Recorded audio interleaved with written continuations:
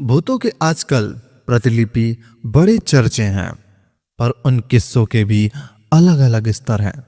सोचिए, वैम्पायर, जिस नाम से रोंगटे खड़े हो गए, 100 फीट दूर रहकर भी खून पानी कर दे। यदि वे प्यार करने आ गए तो कहानी लिखने का होश भी किसे रहे।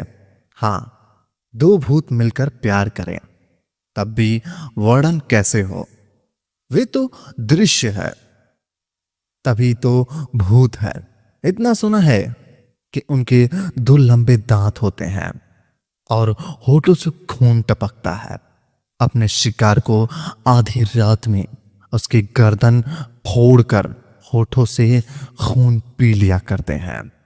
ड्रैकुला फिर किसी सुनसान अनजानी जगह, जंगल के पुरानी हवेली के दीवारों पर बिना सीढ़ियों के ही चढ़ जाते हैं और उनके आंगन में गायब हो जाते हैं, जहां एक नई हजारों वैम्पायर रहते हैं। एक साथ रहकर आपस में कभी प्यार तो कभी तकरार किया करते हैं। बरसों पहले एक बारात वाले भूत की कहानी पढ़ी थी, जो बहुत ही दिलचस्प है, इसलिए याद रह गई। यह कहानी बस बारात और बेड पार्टी पर खत्म हो गई है, परंतु बहुत बड़ा सस्पेंस छोड़ गई है। नमस्कार दोस्तों, राउंड अप हॉरर में एक और दिल दहला देने वाली कहानी के साथ आपका स्वागत है।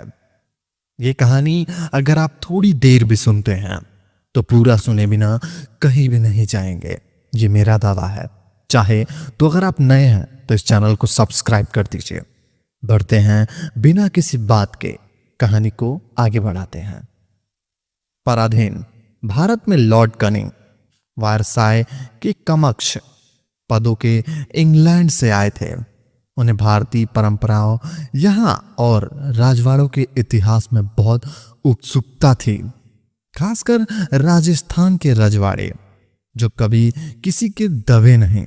भले ही कुटिलता, षड्यंत्रता की ताकत से उनकी शक्ति क्षीण हो गई, पर उनके आन शान, रहन सहन, पोशाक, परंपराएं सब जीवित थे। लॉर्ड कनिंग मन ही मन उनका सम्मान करते थे। ये बात राजस्थानी राजवाड़ों से छुप नहीं रही थी, इसलिए उदयपुर के तत्कालीन राजा उन्हें निमंत्रण दिया। यह लॉर्ड कैनिंग के मन की बात थी। शासन प्रबंध के कुछ कार्य हाथों में लेकर उन्होंने उदयपुर के राजा का आतिथ्य स्वीकार किया। कौन जाने कितनी व्यवस्थाएं की गई थी उनके स्वागत की। पंगाड़ी नर्तकियां, शाही खान पान, ऊंट घोड़े की सवारियां, हथियार और रंग रंगीले पहनावे, सब कुछ का प्रदर्शन किया गया। राज को अपने आन बान दिखाने का मौका मिला था। यह युद्ध का मैदान नहीं था, जो कुछ भी हो रहा था एक दूसरे की खुशी के लिए। इसलिए लॉर्ड ने जितना कुछ देखा, सबकी प्रशंसा उन्होंने की। इतने के बाद भी और भी बहुत कुछ देखना बाकी है। उन्होंने यह बात नहीं सोची थी कि अकेले नहीं थे वो, उनके साथ और भी कई लोग थे, परंतु लॉर्ड का उनके पसंद के अनुसार एक महल में ठहराया गया था। महल का वह कमरा सुरमय और हवादार था। रात में ही सोने की व्यवस्था भी थी। सारे कार्यक्रम खत्म होने पर लॉर्ड कनिंग उनके साथ सोने कमरे में पहुंचा दिया गया। लॉर्ड अपने कमरे में पहुंचकर कमरे के दरवाजों पर नजरों से निरीक्षण किया, फिर पलंग पर लेट गए और अपने आतिथ्य में किए गए सारे कार्यक्रमों को मन ही मन दोहराने लगे, क्योंकि मंजे हुए कलाकार, कलाकृतियां, नाच गान, सभी ने उनका मन मोह लिया था। कई तरह की अनोखी वस्तुएं उनके कमरे में भी थीं, कुछ पुस्तकें भी थीं। उन्होंने एक किताब पढ़कर उठाकर पढ़ना शुरू किया। पढ़ते पढ़ते उन्हें नींद आ गई। आधी रात को उनके कानों में शहनाई की मीठी धुन, तेज ध्वनि सुनाई पड़ी। उनकी नींद खुल गई। उन्होंने अंदाजा लगाया कि कोई बारात आ रही है। वह बिस्तर पर पड़े पड़े थोड़ी देर सुनते रहे। दूर की आवाज बिल्कुल नजदीक पहुंचने लगी। उन्होंने अनुमान लगाया कि बारात इधर से ही गुजर रही है। उन्हें याद आया कि इतने रात को बारात किसकी होगी। बैंड बाजे की आवाज ने उन्हें बहुत प्रभावित किया। वे अपनी उत्सुकता दावा नहीं पाए और खिड़की पर जाकर खड़े हो गए। उन्होंने देखा कि बिल्कुल उनकी खिड़की के सटे रास्ते से एक बारात गुजर रही है। सुंदर चमकीले वस्त्रों में सजे लोग एक पालकी उठाए चल पड़े थे। 20-25 लोग पूरे सज धज में पैदल चल रहे थे। आगे बैंड बाजा पार्टी है जिसकी ध्वनि गूंज रही है। सभी अपनी धुन में खामोश चल रहे थे। कुछ के हाथ में रोशनी के लिए लालटेन की व्यवस्था है। लॉर्ड उस जाती हुई बारात के दृश्य को पूरी तरह से खो गए। खिड़की का पर्दा हटाकर वहीं जड़ से खड़े देख रहे थे। मिनटों की बारात उनकी खिड़की के आगे बढ़ गई। वह सब उसे देखते खड़े रहे। तभी बारात का एक व्यक्ति जिसने अपने हाथों में लालटेन कंधे पर उठाकर रखे थे, वह पीछे मुड़ा। मुड़ने से पूरी रोशनी उसके चेहरे पर पड़ रही थी। वह एक विकृत चेहरा था।